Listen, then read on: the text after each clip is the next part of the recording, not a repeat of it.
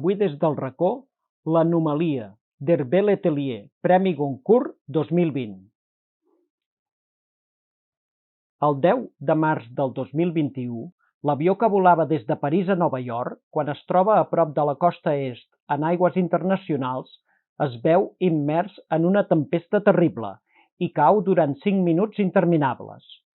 Quan la tripulació ja creu que no hi ha res a fer, un canvi sobtat en el temps fa que en surtin de tot sota un sol radiant.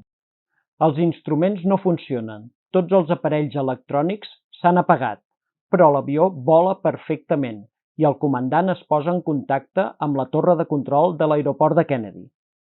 Ara podem respirar més tranquils, els moments de neguit han passat.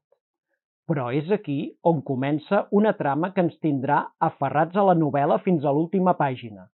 En realitat, avui és 24 de juny, han passat més de 3 mesos, i el vol d'Air France, el mateix vol amb la mateixa tripulació i els mateixos passatgers, està demanant entrada per aterrar a l'aeroport una segona vegada. Militars, científics, filòsofs i fins i tot líders religiosos hauran de buscar una explicació pel que està passant.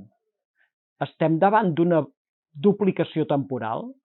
Una espècie de fotocòpia de la realitat? Això què comportarà en la vida dels 243 passatgers i de l'equip de vol? Absorbent, intel·ligent, trepidant. No us la podeu perdre.